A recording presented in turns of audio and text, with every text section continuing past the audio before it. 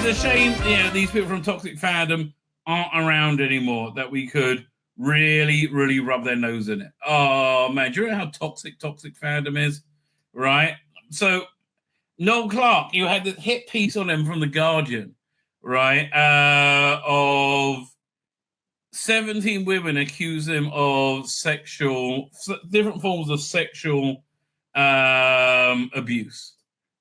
Sexual abuse. I think sexual abuse is the correct word, right? And Toxic Fandom, they said, look, 100%, he's guilty as sin. Guilty, and that's, by the way, why John Barrowman got cancelled, or I think it's more cancelled than Noel Clarke. Because at the time when that was coming out, there's a clip of Noel Clarke on stage talking about John Barrowman getting his dick out often, which nobody complained about, apparently. Got John Barrowman super cancelled as well.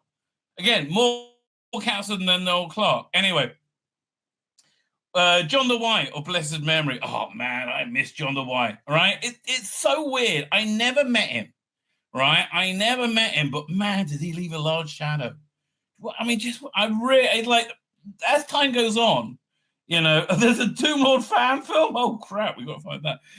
As time goes on, I find myself reflecting that I just wish he was here now, right? He would have loved to see what's going on in America. He would have loved to see the world right now. He was so clever as well, right? And clever and meticulous. Anyway, so he did a very meticulous investigation of this and found out it was all nonsense. Essentially, they had claims of really nothing at all, nothing criminal, nothing even immoral, right? You had one woman who claimed that she did a nude audition, and then it turned out she was lying through her bloody teeth, right? That the audition was with 3 other people and wasn't nude.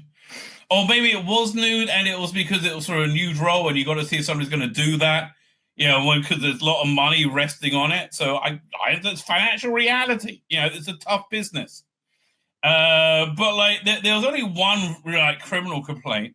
And now Noel Clarke, actress said to have been groped by actor, tells court it's a lie. By the way, another one that came out against him but was silent, which is why I've never really liked her in Star Trek, is the female security officer from Strange New Worlds. Man, there's just I will cut her in a heartbeat.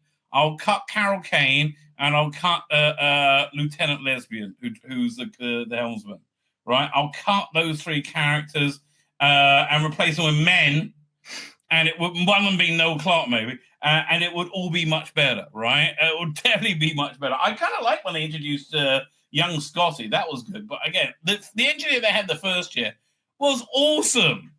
This guy, I just went downhill. So anyway, it's a lie, right? Ugh. So, and he nearly killed himself.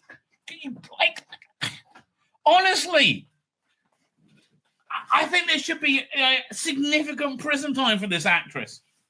Right, I really think there should be.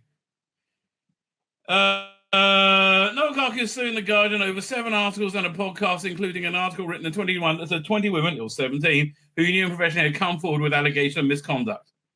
The actress, who's said to have been groped by Clarke, has defended the actor in his libel case against The Guardian, the High Court heard. Clarke is suing The Guardian and media over 7 articles. I hope he ends up owning The Guardian. And turn it into a tabloid, a right-wing tabloid, over 7 articles and a podcast, including an article in April 2021, blah, blah, blah, misconduct. Clarke denies the allegations, and while GNM is defending its reporting, as being both true and in the public interest, it wasn't and it wasn't. At the hearing on Friday, actress Louise Dillon said that she heard through a friend that Clarke's former business partner, Davy Fairbanks, had claimed he saw her being groped by Clarke at a wrap party for The Knot. After learning of the current libel case, she wrote an email to Clarke, who she described as friend, in which she said the allegation was untrue. Again, there's not a lick of evidence to support any of these allegations, and he was tried and convicted by public opinion. It was disgusting, right? It was really genuinely disgusting what happened to that poor guy, right? I really feel bad for him, right? No need for that to happen to anyone. Doctor Who. Again, every time Bleeding Cool does a Doctor Who article, they say it's going to be cancelled. It looks like it's going to be cancelled. Doctor Who Big Finish, your lighthouse in uncertain Whovian times. Well, it was the first time round, but I don't know. It's like they need to up their game. I need to listen to a lot because I was really wrong about the last, not the last one before. The third Doctor and Joe Jones set, the Quintessence. And I was really wrong about that. I didn't listen to that bar humbug, and I listened to it. It was fantastic. So then I listened to the next one, which again, Brain Rate is such a slog. Oh, it is such a slog to get through. Yeah, and it's just leaning so heavily into woke now. Wherever let's have a look. Woke and like Destiny trying to I don't know, get new Rangers going. Oh, is he in that looking dodgy again? Really? Coming into Webs, you can do it. While it's thinking about it, let's have a look at this. What I was about to say.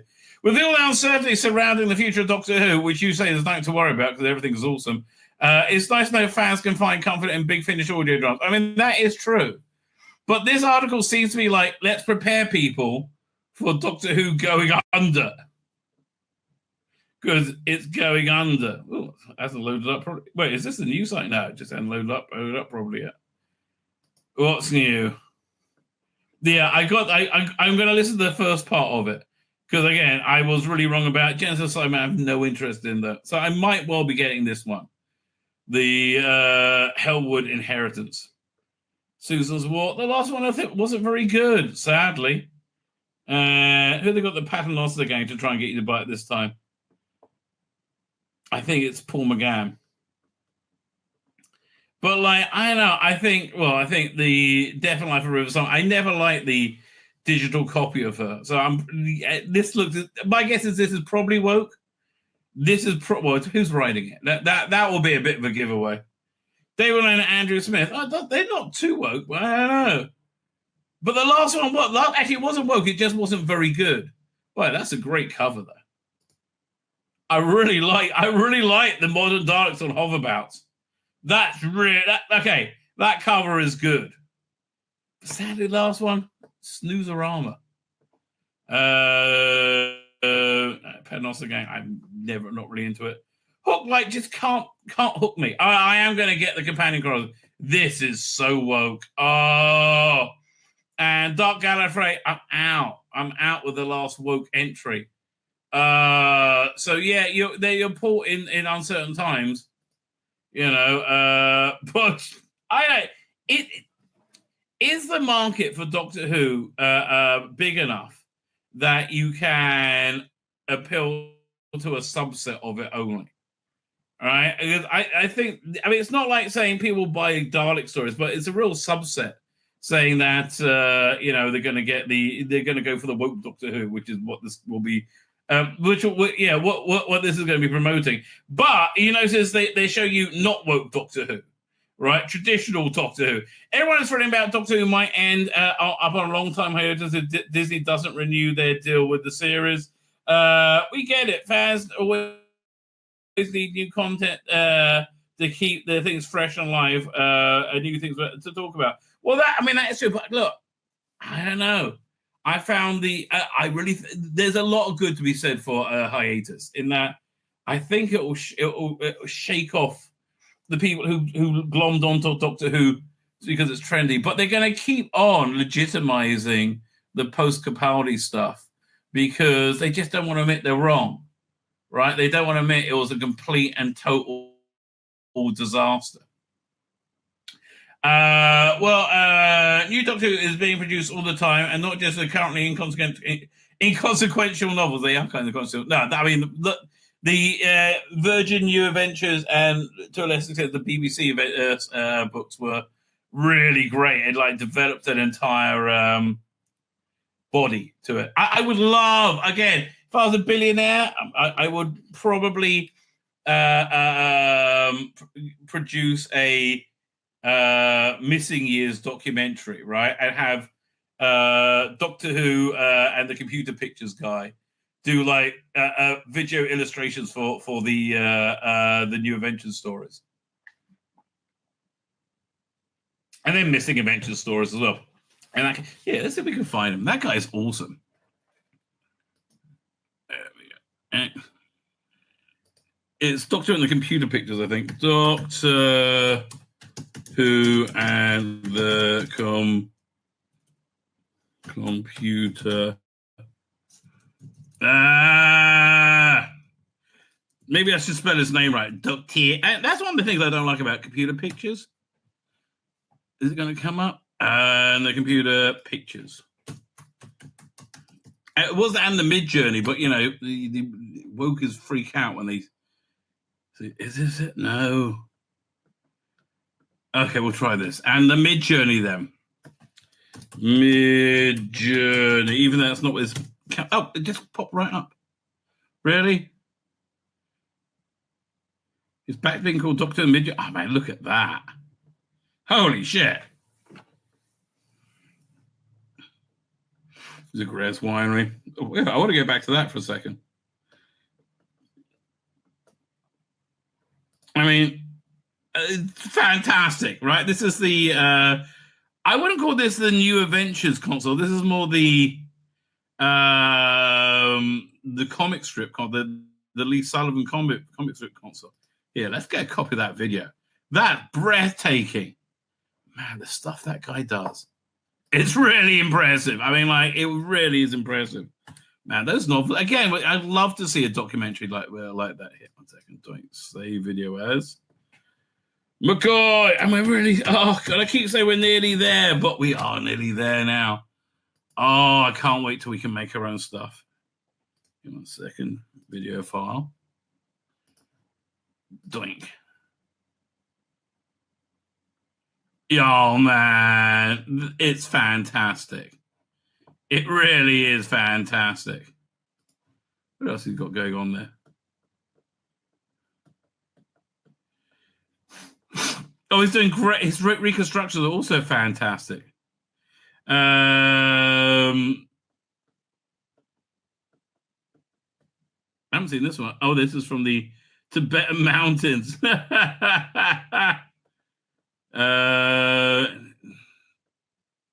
No, I think we looked at all this stuff. Yeah, there's so much potential stuff that can be done. Fantastic. Anyway, where am I up to? No fans want their favorite actors playing the Doctor and companion. I'm happy. I'm very happy with Tim Treloar and Steve Doodan, quite frankly, and what's it called? Not Patrick Troughton. Oh, whatever Troughton's son it is. I can't remember his name. David Troughton? Is it? No, it's the other one. Or maybe it's David Troughton. There will be audio dramas for Big Finish. Big Finish. This is basically just a survival guide to introduce people to Big Finish, okay? Because they fucked up and it's all going to go. Moffat on new showrunner rumors. Not my turn anymore. This is a poison chalice. I think this is the biggest problem, finding somebody that to run it. I really think that's their biggest issue, right? Other than not having money, right? But I think if Amazon came in, but Amazon are morons. You know, to say Amazon just have no idea what they're doing either. But if they came in and said they would, had a specific talent who they wanted to produce the show, I think that would deal would probably go through. It's my guess that deal would probably see fruition. Yeah, I would think. So anyway, even though we inch closer to second season premiere, again, No same night review on this channel. I'm kind of gutted. It's the Jewish holiday of Passover. Russell Russell to get with 15th Doctor, not the Doctor, 15th Doctor, Millie Gibson, Robbie Sunday, yeah, for I think an episode or two, maybe less than that. Varada Sethu, Belinda Chandra, man, she's so hot. Rumbling about the future of the long-running series, Make It and Get Louder. I love it that they're finally admitting it's fucked, right? They denied it for so long, and they're like, it might be fucked. Will Disney remain a producing partner, or will somebody else come on board? Will the upcoming season be Gatwa's final run? Almost certainly, right? How much longer will Davis remain as showrunner? He's already moved on, right? Did a recent episode on David Tennant podcast. David Tennant does a little. David Tennant does a podcast with fuck off, David. Davis shares that they have all been in conversations about who who would follow him. I know Davis is like, Juno Dawson. Yay, it has to be Juno Dawson. God help us. Of course, whatever, whenever I talk to a showrunner in a vacuum, the only name that ever pops up is ex-showrunner Stephen Moffat, because he's the one who did it the best. Right? I'm sorry. While it's proving to be no different this time, it appears that Moffat is looking to get ahead of the rumblings and shut down the rumors, but he's lied so many times before.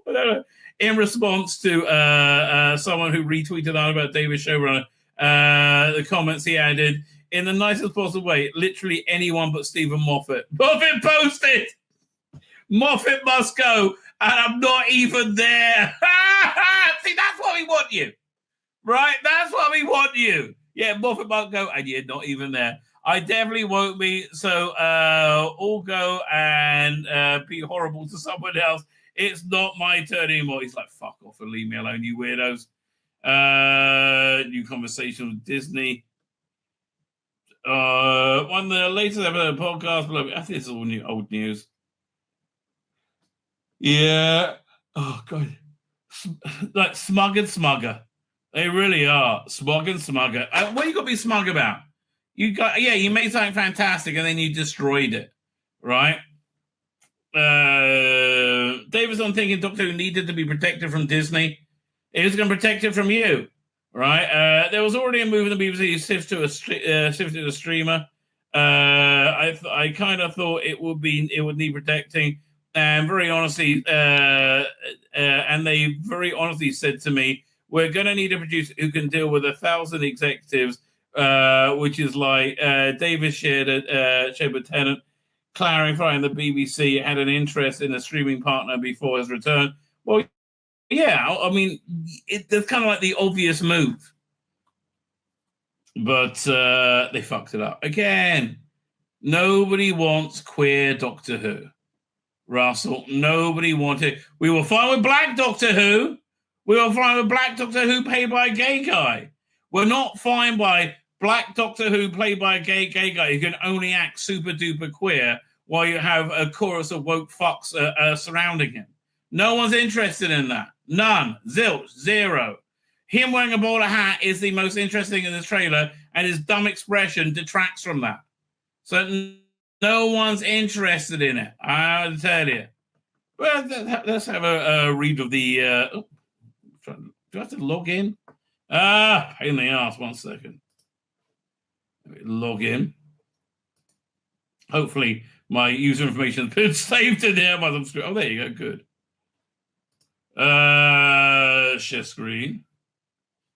They've race-swapped Max Normal. What happened there? Wait, there was a two-lane battle action crossover. Yeah, they do that quite a lot now. Right. The odd thing about the odd thing is that although I quite like the Paternoster Gang videos as Scott and Archer, I just haven't bothered to listen recently. That happens a lot with Big Finish, right? I love seeing the Doublord fan film on YouTube. That sounds hilarious. No, we're not going to read about how gay Morris Hussein is. I chose Mark Eaton because he was so good looking. I wanted Marco Polo to be a square-jawed hero. would plow me like the little slut that I am. What's that? Nothing. Okay. Again, why can't people like Varada Sethu say that? Now, again, it's so bizarre to me. She's so hot, right? She is such an attractive woman, and they do whatever they can. They said that they did the same thing with Millie Gibson, whose show Forsyte Saga just got renewed for a second season before airing. So good for her. Notice which show hasn't been renewed? Exactly. Yeah, Varada, she's so hot, and they make her, I don't know, it's like they put a burqa on her for some reason. As season 2 rapidly approaches, Varada season speaks to Richard Atkinson about taking on the role of Belinda Chandra. And again, why are they tying it into Monday, whatever it is? She looks even hot there in Boom. You know why?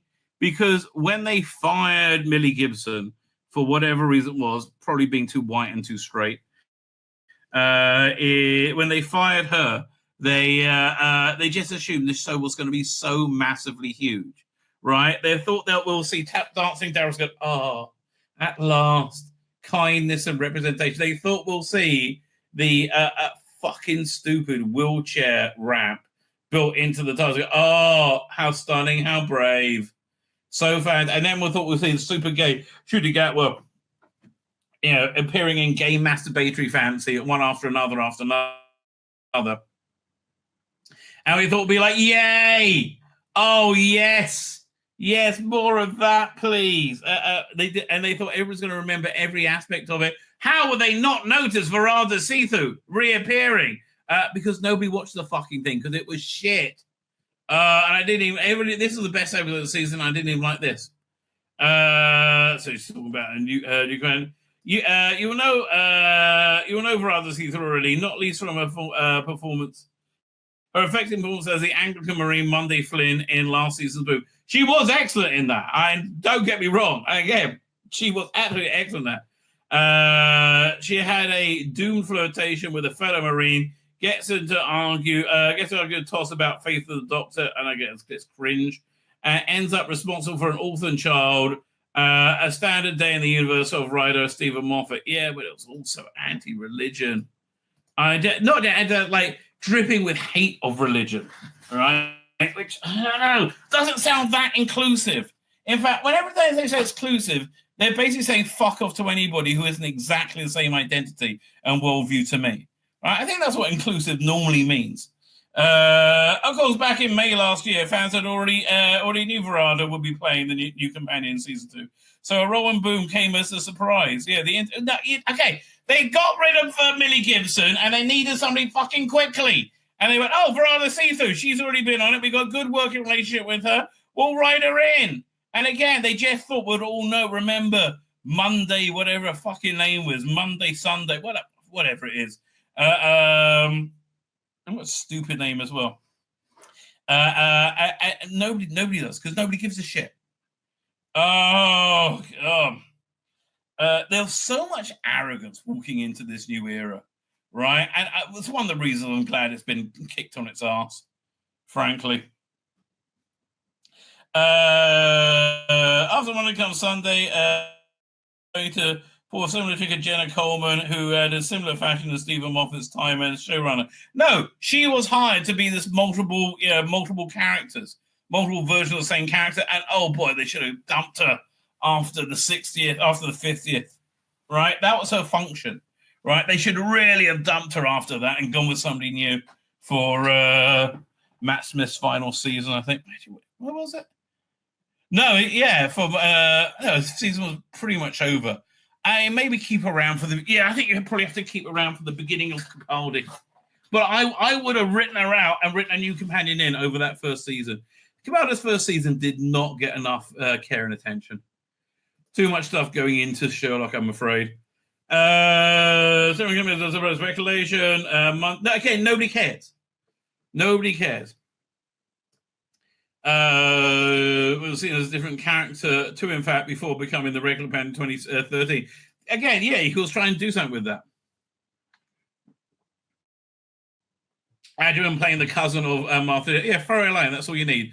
or a simple case of spatial genetic multiplicity? The excellent Rusty Davis used to explain why Gwyneth from Unquestionable Dead looked like Gwen Cooper, right? I'm going to say nothing about that, insists Stephen. It's Russell's plan. He will release the details of how that works this time. Again, it's such an irrelevancy to most people. Russell said it's kind of very much knitted into the story of the Doctor and Ruby Sunday. Yeah, because you have to get this. What the more you try and tell me this was the plan from the beginning, the more I know you're lying. Oh God, can you stop lying to us? That would really be nice. Subsequently, he reveals that Varada will be reprising the role of Monday Flynn. She will be reprising, she'll be playing Belinda Chandra in episode Unleashed following Boom, presenter Stephen Powell. By the way, is there anybody involved with Doctor Who that isn't gay apart from Millie Gibson, who was fired for not being gay? Was it like the guy they had presenting? What's that thing called again? Unbound. He was so gay. Everybody about it, Stephen Powell, everybody is just so fucking gay all the time. I'm like, without being hyperbolic about it, he said, sizing up the impact of a new role would have, it's like day one of the rest of your life. No, it's not. Again, you're a forgotten companion. You're there with Sarah Kingdom, right? You're there with Dodo. In fact, less than Dodo, because Dodo's been recreated, I think, very well now by Lauren Cornelius. Gamely responding to an inedible stamp that came with being a Doctor Who companion. Varada pulled a suitably terrified face. Trust us, you'll be fine. Let's go back to March last year when Doctor Who magazine meets Varada at Wolf Studios in Cardiff. Was it out then by March? No, it wasn't. It was the disaster hadn't hit yet. Despite appearing in most of the scenes being shot that day, she is eager to speak to the magazine. It's really, eager. Yes, please. Oh, I'm flicking off my fanny just thinking about it. She's not eager. It's a fucking job. She's probably nice and accommodating and realizes this is part of her job. But she's not like, oh, yeah. Oh, my nipples are so hard because I get to talk to Doctor Who. No one said that, right? No, apart from Ben Cook, of course. We'll bring you more when the episode airs later this year. But she's going to give us a general picture of what things have been like so far, how it's been going, and how she's been finding. And again, I think like Millie Gibson, she's been screwed over, right, by the narcissistic, dead weight that is Ncuti Gatwa. Since I started, it's just been so much fun. Well, I'm glad you enjoyed it. It's been breakneck speed, which is about how your companion will be remembered. That was on screen for breakneck speed. It's all. I got the script for episode 1 about 2 weeks before we started. Yes, because this wasn't the plan, right? And then obviously each storyline is getting something else. What? Something else, and took a little adjusting to. It's a new world, comparing a previous acting roles. It's a whole new timeline. Appropriate enough. It's incredibly. It's definitely incredible. It's been a wild ride. A new timeline. Okay, that's actually you've interested me now. Varada was born on the 12th of May, 1992. Blimey. Almost 5 months before the birth of her co-star, Ncuti Gatwa. Older readers at the time would have been enjoying the recent return of the second Simon, no, Tomb of the Simon. Yes, we were. Oh, that was so exciting. Out a week earlier and waiting for the imminent arrival of Doctor Who magazine 187. That was so exciting. Tomb of the Cybermen, right? It's the cover for the VHS. We all thought it was just a photo montage. Apparently, Alison Pearson knocks it up. What's the word? In a heartbeat, I should say. There's the word I'm looking for. Her career up to this point is well documented elsewhere, but as we continue the conversation, she's clear how she relishes the variety a new role brings. During considerable experience, having officially been announced, there's a new companion on the Friday, 12th of April, 2024. We got our first glimpse of Belinda Chandra on screen in action and a packed trailer this Christmas after last year's Christmas special. Or should we just say the last Christmas special ever? In it, we see Belinda menaced by two giant red robots clad in a spacesuit falling from the sky. Doctor, she says, you need more. You need to get me home. The doctor replies, "There's going to get home the long way around." Will the story arc help it or not? Is the question. I mean, whatever they do is going to be overshadowed by the queer. It's just going to be relentlessly queer. It's different. Emphasize Varada. A very different plot. A totally different look at every single episode. A different era. This has been so interesting and fun. Again, but it's going to be very queer as well. Sadly. Oh. I don't think there's going to be many jobs out there when you get to play the same character, but do so many sessions. Well, that's the joy of Doctor Who, baby. I love the diversity of the stories. Oh, don't say diversity, darling. Each director brings to it darling. You're building on quicksand. Last year was shit. Last year was shit beyond shit. We had all these bang.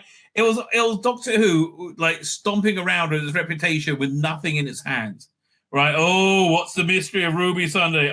We don't know. Her mother's not. Yeah, she can make it snow throughout time. No, but no reason. I love the diversity. Every episode is like a different genre. It can be comedy, a thriller, political. Yeah, I understand. You just worked out what Doctor Who is. Good for you. Can you tell Shooty because he thinks it's a vehicle for queerness? Right? I'm going to be so queer.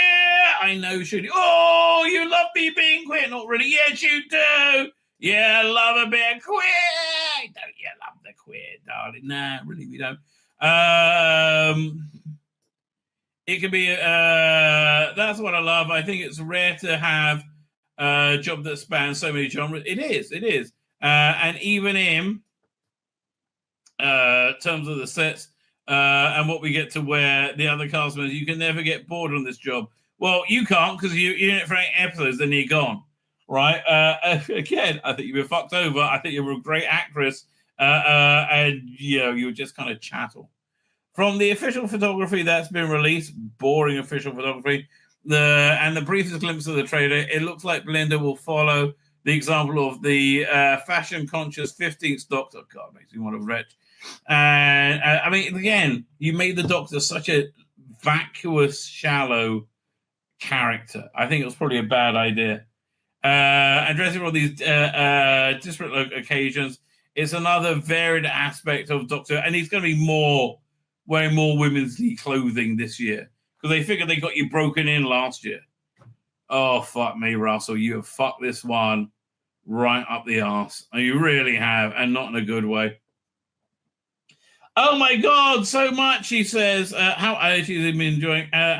She says, again, you can't get bored. Every single look is totally new. For me as an actor, honestly, for somebody who was like chomping at the bit to talk to the magazine, this is not an in-depth interview. 2 pages and a bit, and some weird mum pants, right? Why he wears a fucking skirt. Oh, fuck, I'm shooting. Fucking shit. Console room, I hate it. For me as an actor, it is really interesting to try and find the same character but in another costume. I don't know how to explain it. For me, mentally, to get into the character, a lot of it comes with costume and physical sensations. Oh, tell me more about these physical sensations that the character goes through. Oh, yes, let me help you with that.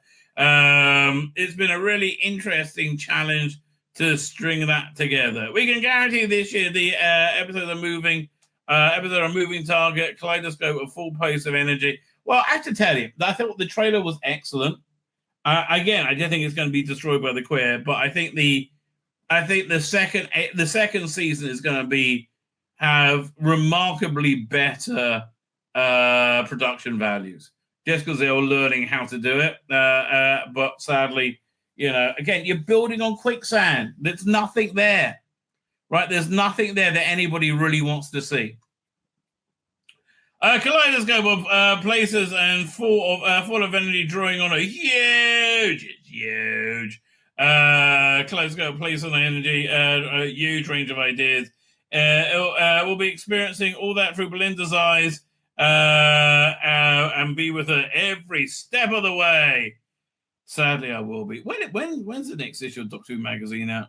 God help us. I think it's really started to sink in that Doctor Who's dead, right? I think it's really genuinely started to sink in. This era of Doctor Who is on its arse and unlikely to get up again. And I say, hurrah for that, frankly. The only downside for it, there's two downsides. One, I don't have Doctor Who. I haven't had Doctor Who, at least I don't have anything, approximating Doctor Who. But it's fine, right? I mean, like, I haven't had Doctor Who for 7 years anyway. Or is it 8 now? I can't remember. Right? We haven't had it for so long anyway. And it's better not have something that, Anakin's lightsaber was supposed to turn red as the first episode 3 figure came with 2 lightsabers. And the toy lightsaber came with a change color button. Oh, well, there you go. They should have stuck with that. Bad idea, George. Anyway, yeah, it's finally started thinking that this era of Doctor Who is dead. It's on his ass. And I think, you've got to be really kind of a special kind of stupid to argue because it's queer is not the reason it's going down, right? No, it's going down because it's queer Doctor Who, right? And the reason people think it's no longer around. Well, we people just look at this. Star Wars complained on YouTube is the name of the account. Here's the evidence of R.I.P. Doctor Who. No season 3 announcement from either BBC or Disney. Yeah, and I find their announcement we're not going to consider it until after season 2 has aired. Very suspicious. It's not like the way they normally do it, right? Judy Gatt was talking about season 3 Scrub from the BBC. That was weird. Yeah. And he said he's about to start filming, right? Around now, I think he said. Bad Wolf Advertising Studios were suggesting they dismantled TARDIS set. Yes, they did. I mean, again, sound a bit fishy. No extra special 2025. As far as we know, that's very true. Judy Gatt was scheduled to be filming in LA. Well, that's good. Rusty David discussing his replacement. Judy Gatt will remove Doctor Who references on social. I think that's actually a much higher one, frankly. Rating below 3 million, lower than 1989. Yes, they are. Oh, but people watch TV differently now. Yeah, no, they still don't watch shit. No marketing for the War Within Lounge team. Disney want to spend any more on what they already have. Did I miss anything? Yes, you did. Because I would say very pro current era and very good Twitter account, Doctor Who Production News, Doctor Who PN, adds in no photos or videos anyone haven't told the tourist interior since 2024, October 2024. Rusty David admitting on a podcast in December he doesn't know if there'll be a third series. No, he knows there isn't going to be one. Mysterious location filming in February. Trailer intro with flat TARDIS backdrop. That's a pretty good one. I don't think the Doctor is cancelled. I think it's delayed and may not continue at Bad Wolf. I think you're saying the same thing. All right, I think you're saying the same thing. I think that means it's done. I think that's exactly what I think. Honestly, I think that's exactly what you're saying, right? That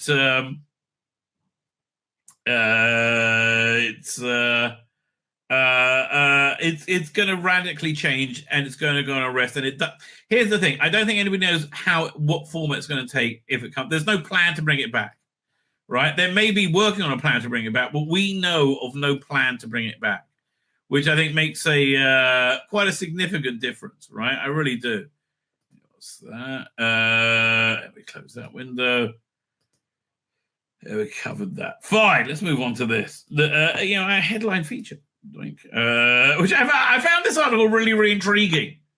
So I thought, actually, this is quite. I haven't read it, but this is is actually kind of a nice idea. 10 best could feel a good episodes of Doctor Who for a perfect for a bad day. Yeah, and you know what?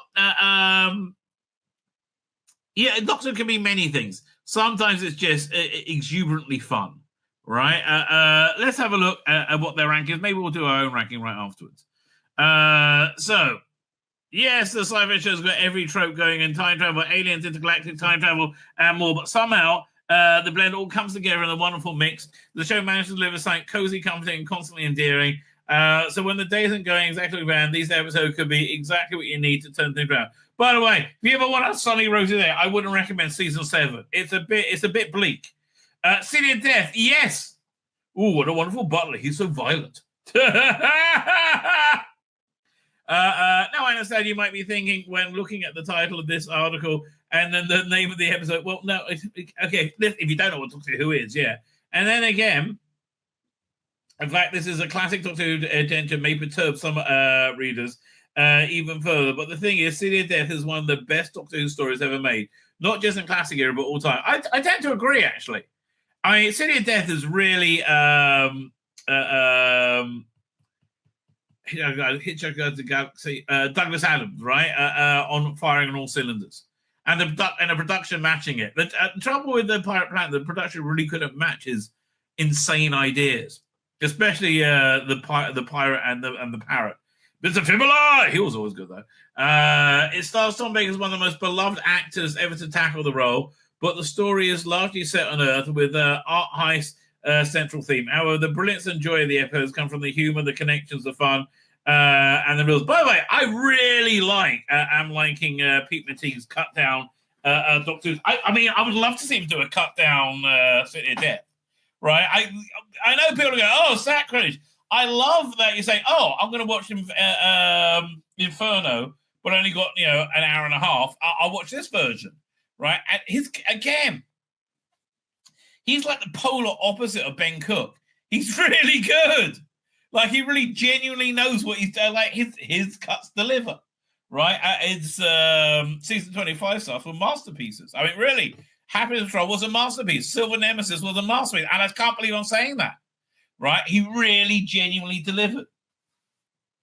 I think he did in the season 7 books as well. I think he could do really good with because there's a lot. Look, the truth is there is a lot of flabby padding in a lot of classic Doctor Who because it's 25 minutes once a week, meant to be never rewatched again.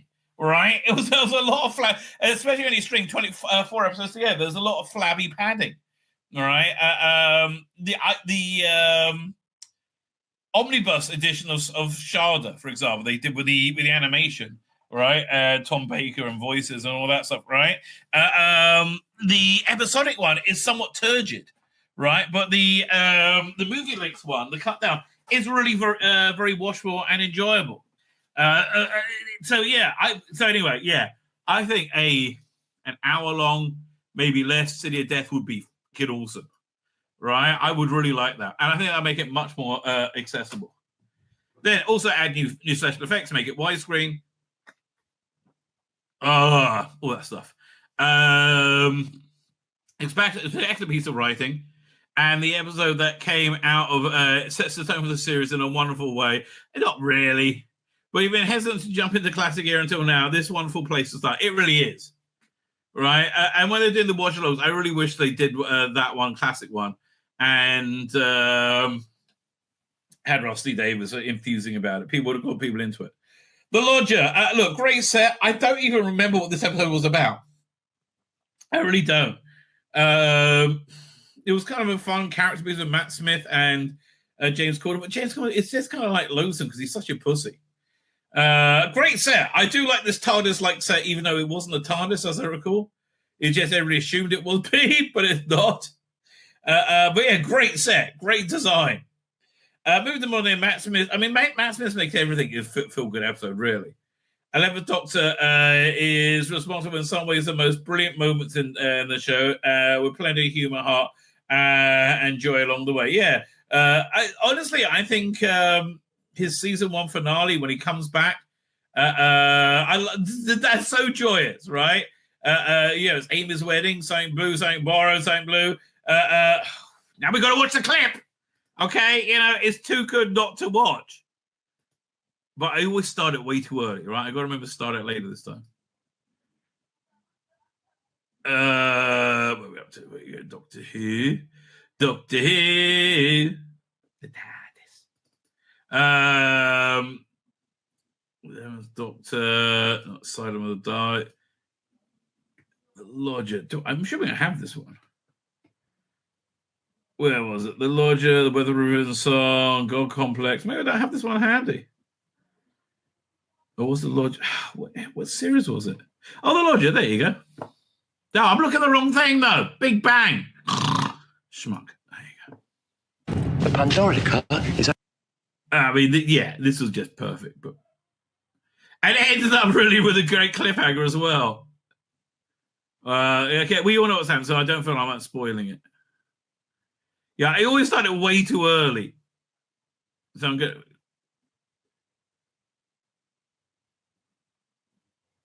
Okay, I think it was right. They'll go from here. Maybe a little bit before. No. We'll try that. Back, I can bring you home too. Raggedy Man, I remember you, and you are late for my wedding! Okay, I'm glad I didn't start it too early, okay? I found you. I found you in words like you knew I would. That's why you told me the story. The brand... You know, she's such a good actress. Like, I'm so captivated with the emotion of this right away. We're just stopping in cold. New ancient blue box. Oh, clever. Very clever. Amy, what is it? Something old. Something new. Something borrowed. And a very sexy view of Amy Pond. Let's be fair. Something blue.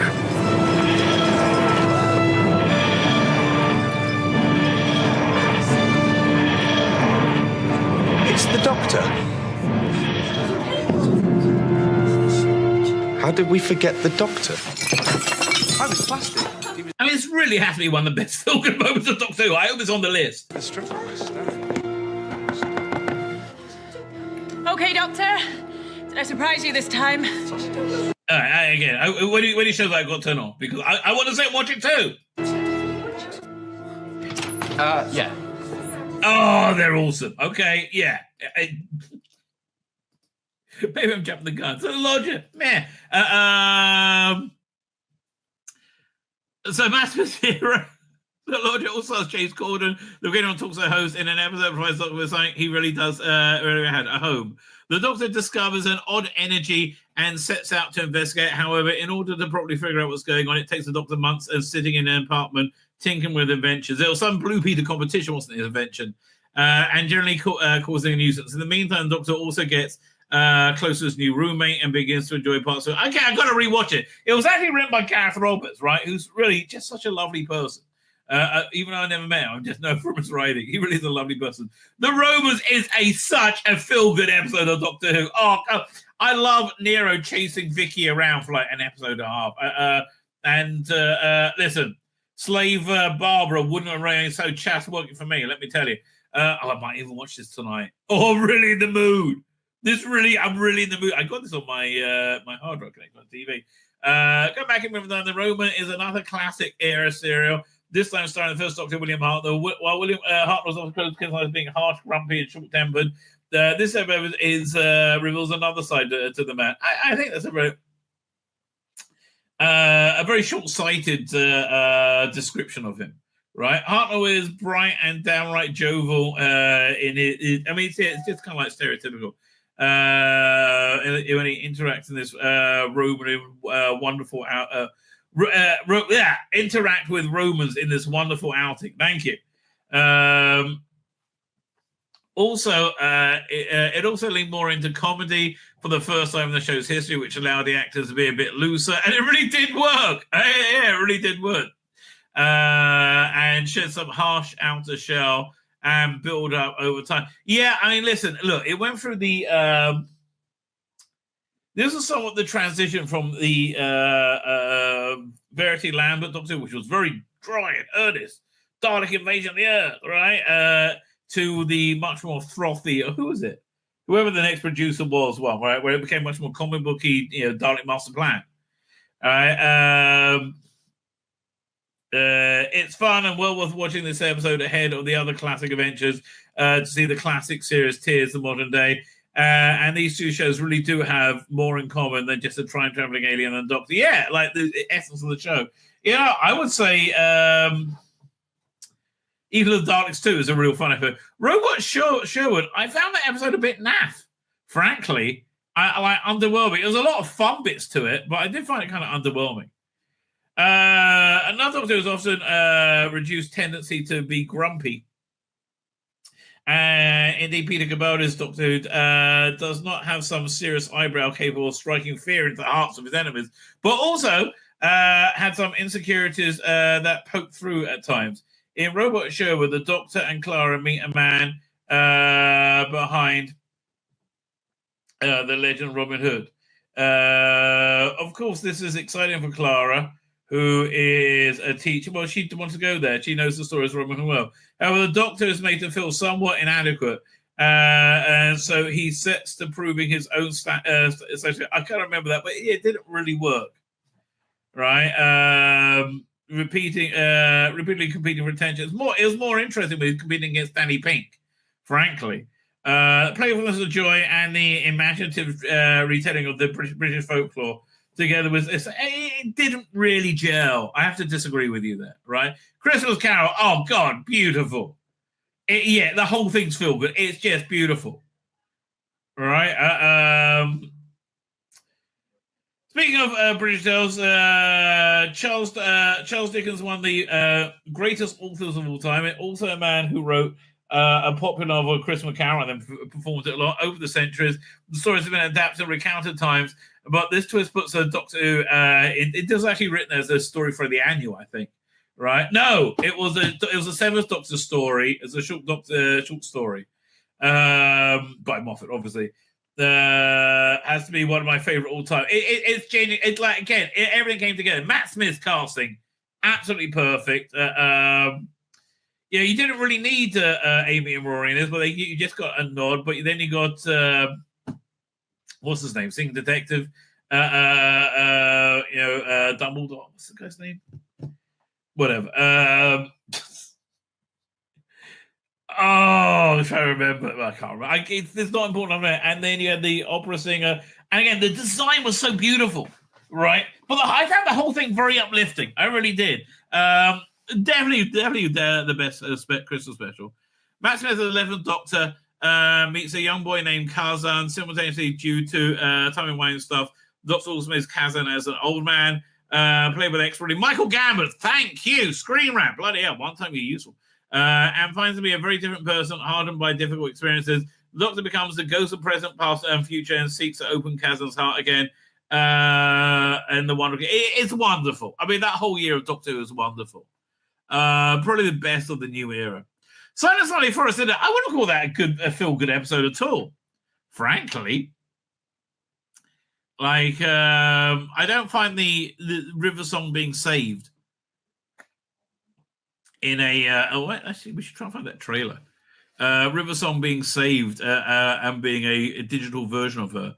That edifying, frankly. I was like, oh, you mean she's dead? That seems to be what's happening now. One second, let me see if I can find the trailer. And there's a new Seventh Doctor called Fast Forward. Oh, really? Hang on. Is this? Oh, I'm really bummed out if it's still got the recast Harry Sullivan and what's her name? Also got Sarah, Eleanor Crooks, right? I just felt wasn't very good in the role, right? It's one of the new ones with Sarah Griffiths, which I just find so weird. I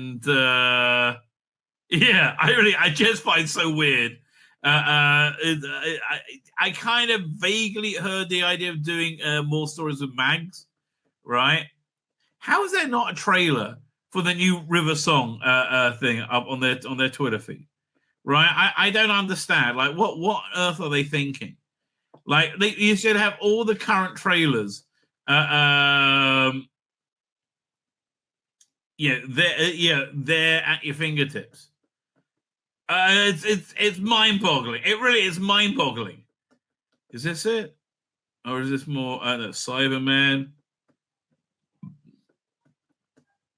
I'm going to give up looking for it, mate. I'm looking at the website quickly.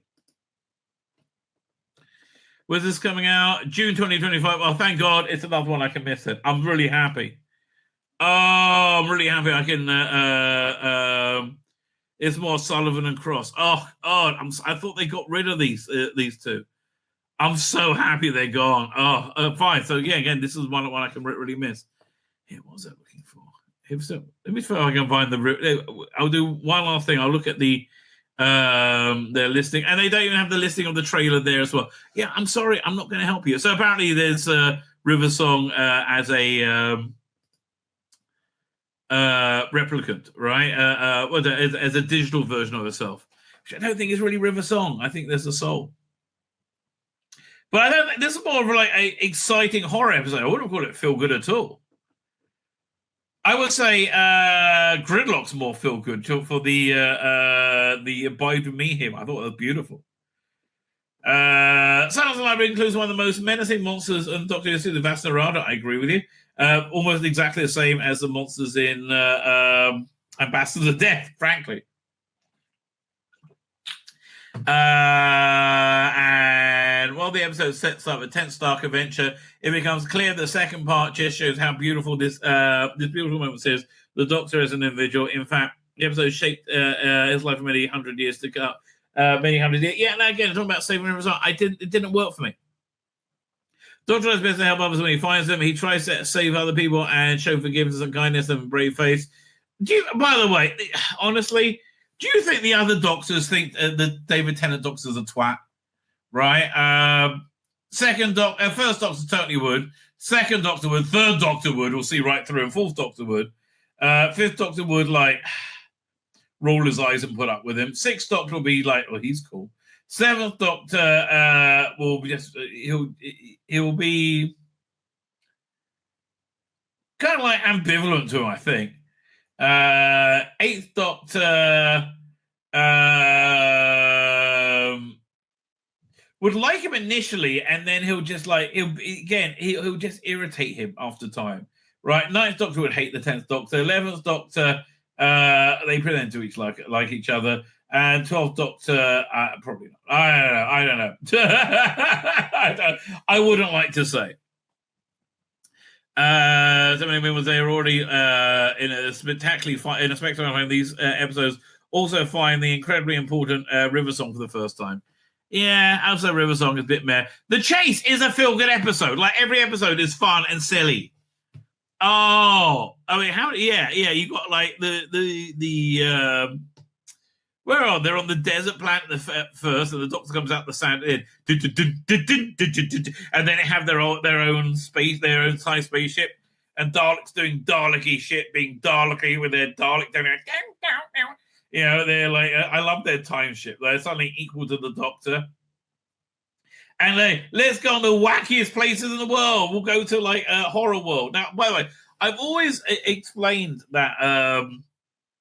I think a bit of fan fiction really helps this chase when they go to the horror episode where there's Dracula and whatever it is, right? And they're all obviously very fake. They're like, I want to say it's a like a resort like place, right, where people can go to be scared. When it got out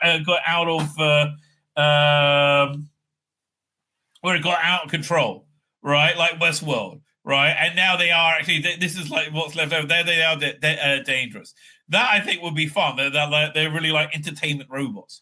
But again, you know, what can you say? Season 12, 13, 14 is the end of Doctor Who. The fight. Well, I think it wraps up. I haven't finished it yet. Oh, I really want to be on top of that for when they have the new a new season comes out.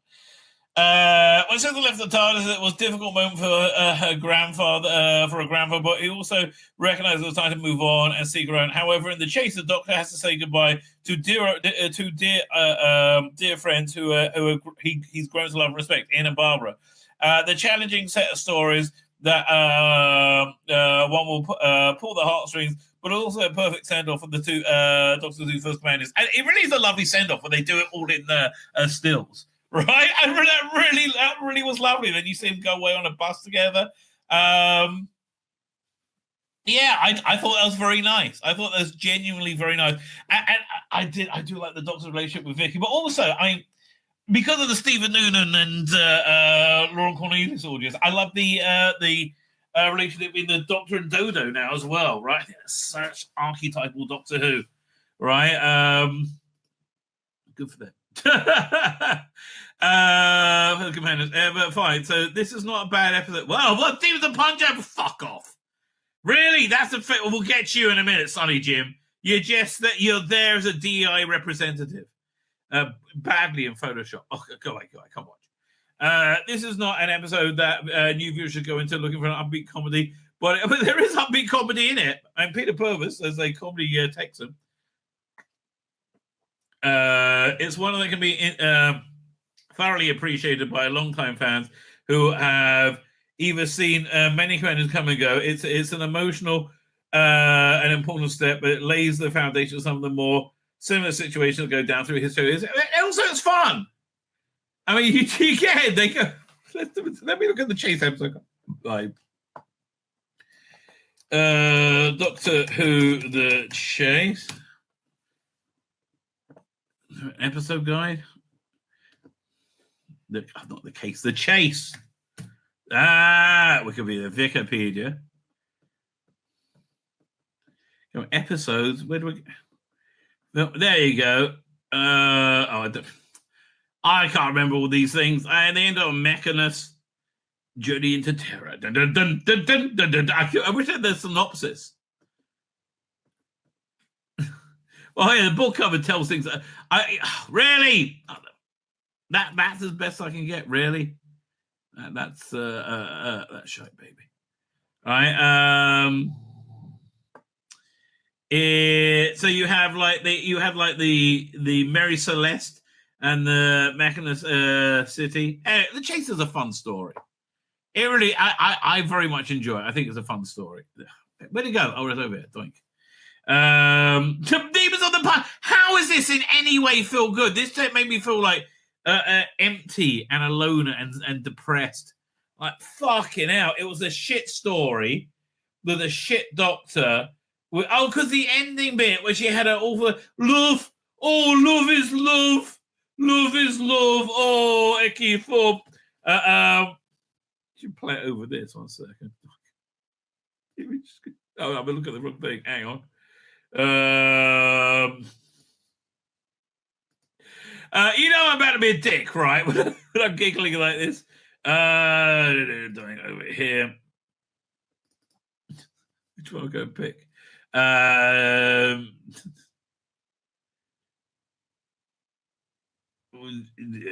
don't know which one. We'll go for this one, I guess. 1 second. So her speech was like, love is love. Love is oh so pure and open. Oh, we should never hold back the stages of love. It would be awful if love wasn't allowed to be love. Oh, love breaks every bond. Yeah, this is where your bullshit ended up, you fuckwit. Oh, hey, can I get this on the screen? Ugh. Thank you. It's just an awful story. It tells you nothing. Well, the Vincent the Doctor, I found, even though it dealt with his mental illness, it was a really, generally speaking, an uplifting episode. Right? I think, look, Matt Smith and Karen Tiernan were just an uplifting couple. They really were. You put them in anything, but again, it was sort of their first season where they were on such a creative high and they were doing so well. What's the last time the show was doing so well? I would say season 17, where it was so happy being itself. I think probably 2006 as well. Talking about starting visual episode of Doctor Who, another Matt Smith adventure stands out, highlighting one of the show's greatest underrated talents of all time. How is he underrated? Paintings were like tens of millions, hundreds of millions. Vincent Van Gogh. The Doctor and Amy Pond meet Vincent when he's in the middle of a rough patch. One of his one that stated his early life that would continue until his dying day. Yeah, sadly, despite being praised as one of his most influential and greatest artists, Vincent was mocked at his time. He was, right? It's the episode that has a monster and a thrilling narrative. It's an invisible monster. As a sci-fi monster, a thrilling narrative, but beauty behind it comes from the story of Vincent, the troubled man who sometimes faces tremendous stress. But the framing of the episode provides a visionary artist with a perfect send-off. When I went on holiday to we went to Paris and Florence and Rome with my kids. Lovely vacation. But we went to Musée d'Orsay just because of that, and it was really good.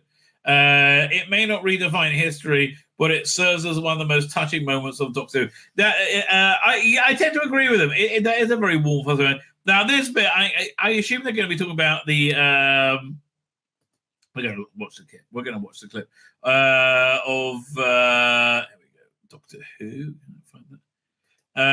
Of where the 10th Doctor. This is where the 10th Doctor did very well.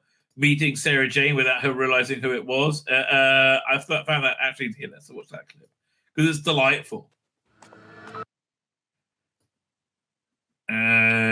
This is it. It's so young.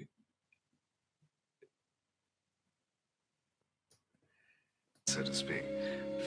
Don't spare my blushes. Hello. Oh, I should think so. I love the way they put you in his mindset. Like you suddenly see Sarah Jane again after all these years, right? And all that comes flooding back. And you are? Smith, John Smith. John Smith. I used to have a friend who sometimes went by that name. Well, it's a very common name. He was a very uncommon man. Nice to meet you. Nice to meet you. Yes, very nice. More than nice. Brilliant. I'm nearly crying watching this. This is beautiful. Have you worked here long? No, it's only my second day. Oh, you're new then. So, what do you think of the school? I mean, this new curriculum? So many children getting ill. Doesn't that strike you as odd? You don't sound like someone just doing a profile. Well, no harm in a little investigation. Again, I'm so sucked into this because I'm in the joy he's having. While I'm here? No, good for you. Good for you. Hello, I hope I'm not. Oh, good for you, Sarah Jane Smith. Oh, it's lovely.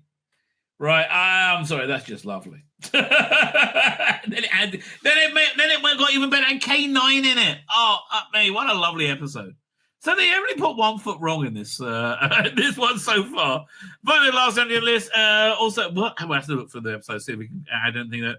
Finally, last entry on the list combines the older with the new. With David Tennant, when he sees his young and agile Doctor Who meeting dear old Sarah Jane Smith. Sarah Jane was one of the most influential companions of the classic era, having travelled largely with the Fourth Doctor. Now not an elderly woman. That was not an elderly woman we just looked at. She meets her old friend. She's a mature woman. Meets her with a fresh face. It's a wonderfully told story, and Tennant was a perfect actor. Yeah, okay, I agree with you. He grew up watching Doctor Who, which allowed him to explore the genuine emotions in his time with Elizabeth Sladen. And for some of the most heartwarming, feel-good episodes of Doctor Who. This is just the start with more than 6 years to dig into. Oh, okay, that's kind of optimistic. Let's do a Doctor Who episode, guys. Doctor Who. I'm gonna give that a gold star for Screen Rant episode guide. Doink. Doink. There we go. Episodes. Where are they? Fine, we do it this way. Oh no, Daleks, no. Age of Structure, certainly not. Marco Polo, no. Keys and Maris, nearly. Aztecs, nearly, but not. Sensorites, no. Raid of Terror, definitely not. Planet Giants, no. Darling Vision, no. Rescue the Romans. I always put them together because they came out on video together. Yes, Romans is glorious. Crusades, I really like the Crusade. Is that feel good? No, it's not. Web Planet's not a feel good episode. Space Museum certainly isn't. The Chase, I find the Chase, yeah, and also the Time Meddler. Although it's a bit. Time Meddler would be a feel good episode if it didn't have quite so much Viking rape in it, right? That was a bit too much Viking rape for it to be a feel good episode. Nobody feels good after watching Galaxy 4. They feel dirty, right? I Am Varga, Mission to the Unknown, no. Mishmakers, no. Dalek Master Plan. Yes, that probably is a feel good story. That's totally a feel good story. It's more like Star Wars feel good though. Massacre, certainly not. The Ark, no. Celestial Toymaker, no. It's not feel good. It's too weird. It's too unnerving. Gunfighters, nearly. Gunfighters should be played for more for comedy, right? It should have been more comedic, and then it would have been a bit better. Savages, I don't think so. That's coming out soon, isn't it? I'm not interested. And the War Machines, no, that's not a feel good one. Smugglers, no. 10th Planet, no, I'm about to die. Paradolix, no. Weird political intrigue. Highlanders, not really. Other Women, certainly not. Moonbase, no. Macroterra, no. There is no such thing as Macra! Every time I say Macra, I have to go say that. Face of Us, no. Evil Daleks, kinda.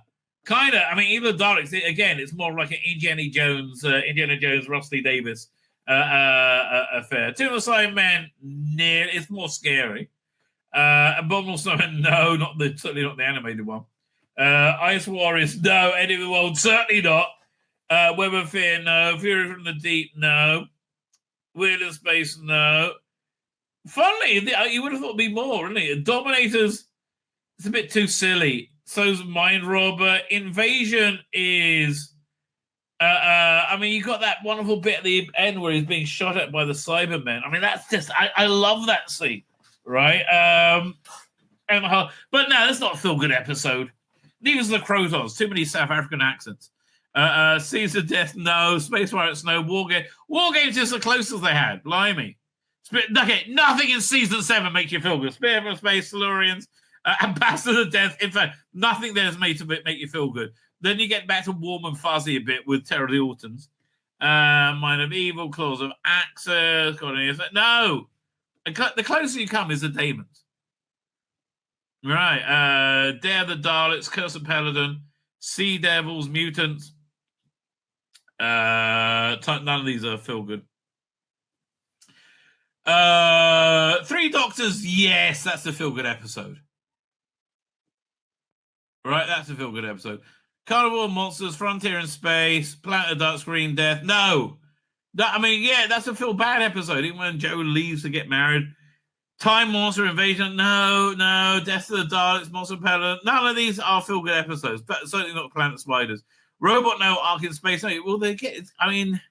None of these are feel good episodes, but you feel like things are getting in an interesting direction in terms of Zygon, Planet Evil, Pyramids of Mars, and Brain of Morbius is really the closest to a film, but it's not embracing fun yet. But that's the closest they come to so far. I mean, just you have the exuberant fun of Tom Baker. Season of Doom it's too dark, I think. Mask of Man Dragon, Deadly Assassin, Hand of Fear, Face of Evil. I love Face of Evil. Talents of Wen Chiang, really, I would say, is their most feel good episode thus far. Sorrow Fang Rock, feel bad episode. Everybody dies. Invisible Enemy, no, it's not very good. Image of Fendal, no. Sunmakers, the most feel good episode of that season. Underworld, Invasion of Time. Invasion of Time had a bit of a feel goody ending. Rebus Operation, Pirate Planet. Pirate Planet tries to be Stones of Blood, but it just the production values aren't there for any of them. Armageddon, no, none of these are feel good episodes. Destiny of Daleks, you're getting close. There's a real sea change here. You do City of Death, right? Creature Pit, Nightmare of Eden, and Horns of Night. They're kind of feel good episodes, right? Even though there's David Dacre with the Mandrels, it's kind of, and Shard, I would say, is a feel good episode. Leisure High, it's a shame you didn't have Douglas Adams with John Nathan Turner. That would have been fucking awesome, right? That would have been an awesome first season. Oh, could you imagine? That would have been really good. Like Megalos would have been. This all would have been feel good. Ledger Hive, Megalos, Full Circle, State of Decay. That's not Warriors Gate, Keep Traken, Logopolis. It was much happier when he like. any of these feel good episodes? Casper Velva for the Doomsday Kinder, Visitation. No. Arc of Infinity, Snake Dance, Mordor Undead Terminus. No, none of these are feel good episodes. Enlightenment is the closest they've come so far. Five Doctors is a feel good episode, right? If you love Doctor Who, you love Enlightenment. Five Doctors, I should say. Warriors of the Deep, certainly not. Awakening, Frontier, Resurrection of the Dalek, K-Zone. So I think we can say Twin Dilemma. Well, I think we can say in Classic Who, there's not many feel good episodes, right? Did I overlook that one? 1 second. What's this? Okay. Mark of the Rani, Two Doctors. Well, there's scene where Perry's being chased by. I think. Wait 1 second. Let's see if I'm correct about that. Do you think this will be characterized as a feel-good episode? Sixth Doctor. Now it was the end. It was the end of episode 2, I believe.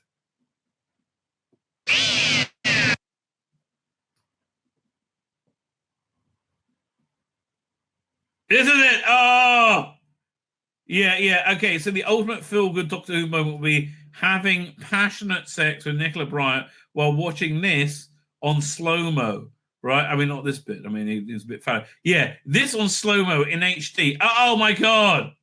I mean, I have to. I've actually come 3 times while watching this right now, as is normal, right? One of the greatest scenes in Doctor Who of all time. Teddy, she's very lithe for being in those hills. Good for her. Oh, she goes down. And this does get a bit rapey, doesn't it? I mean, yeah. I forgot quite how rapey it gets. Okay. Yeah, but that would be my ultimate feel-good moment. And I think I'm right to that, right? I think I'm right to that. Skip the bit in the basement. That was like the one scene. What's the bit in the basement? I don't know, about 10 minutes ago.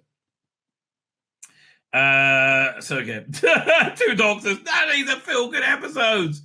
Ultimate Foe. They're trying to do that with Delta and the Bannerman, but it's too shit. Happy Mr. Doc, no. Greatest Show, no. These are just weird and hip, I would say. Ghosts Like Curse of Fenric Survival, no. Okay, the TV movie, yes, weirdly enough. Hang on. There we go. But, okay, feel-good episodes. I mean, they're all kind of feel-good episodes at this point. End of the World, Unquiet Dead, Aliens Like World War 3. Yeah.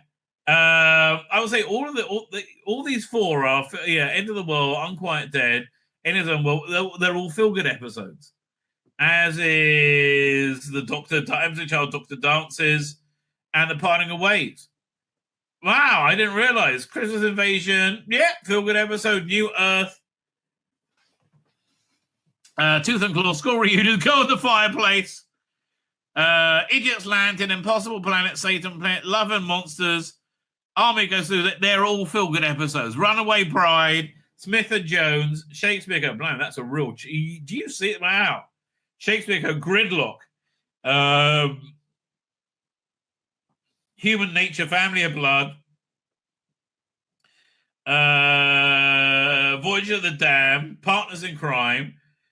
See, I'm not putting everyone, but A Doctor's Daughter.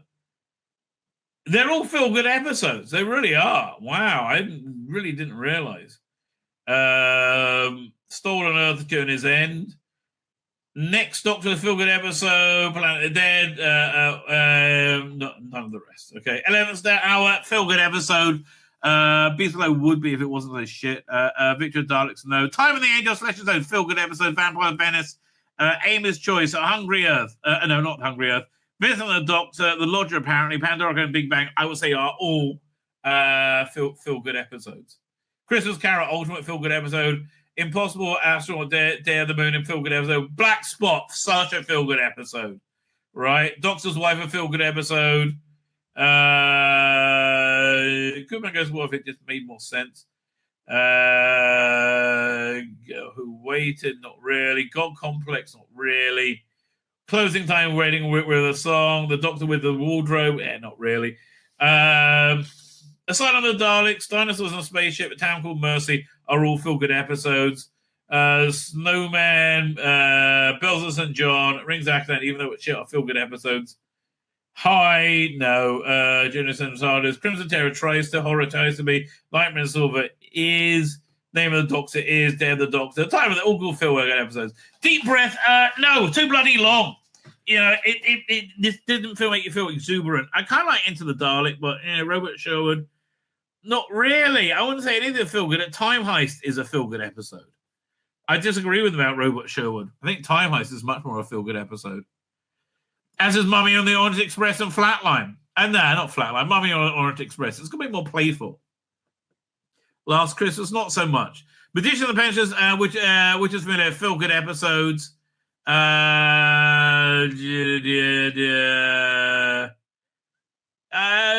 Husband's River Song, Return of Dr. Mysterio. It's not really directed very well. Pilot is a feel-good episode. As is Smile. As is... I mean, I like the Monks trilogy. Empress of Mars. Nothing Time, Dr. Falls Twice. Yeah, these are all feel-good episodes, and there's all shit after that. Okay, who cares? So, yeah, I think we can say that Doctor Who has changed in the modern era. So that's the least nice it is. 10 Ways the Modern Era of Doctor Who changed the show forever. Let's have a look. Consistent style of regeneration. Yep, that's fair. And I think it's better for it, frankly. Right? I really do. To me, when you change something from the past, it's okay. Like, I didn't mind the redesigned Klingons anytime they were redesigned.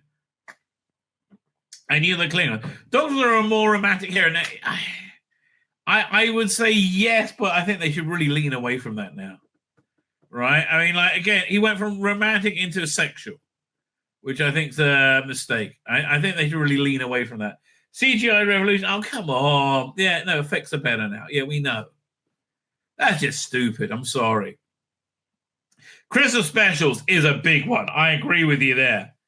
Christmas specials is a really big one, right? I think I wish Big Finish would do Christmas special with classic Doctors. I would love to have seen that, right? I did an article, a video on it once on a Big Finish, on a Doctor Who magazine article, and they proposed an idea for a pantomime Fifth Doctor's Christmas special, which sounded fantastic. Doink. Doctor Being Anyone? No, it's shit now because of it. Yeah, no. You say Doctor Being Anyone, and you proved actually no. Everything in the last 7 years is not Doctor Who, right? So no, you're wrong. You've been proved wrong. An Americanized approach. I guess, is that for the better? That's more of a global approach now. I mean, like, streaming is like, 8 to 12 episodes a season, if you're lucky. Connected stories and series arcs, yeah, they had that a little bit in the classic era, especially in the Andrew Cartmel stuff. Flesh Out Command, that is a big way the show has changed forever. And again, I think in a good way. No, it's not. It's gone. It's forgotten. Nobody cares. Time War's probably there to stay though. Right? But again, I think the big thing is it's much more feel-good, right? It's much more feel-good. My name's Sheila Beck, and the Rabbi from another planet. Please like, share, and subscribe. And ring that little bell. Ring the little bell so you're notified when new videos drop.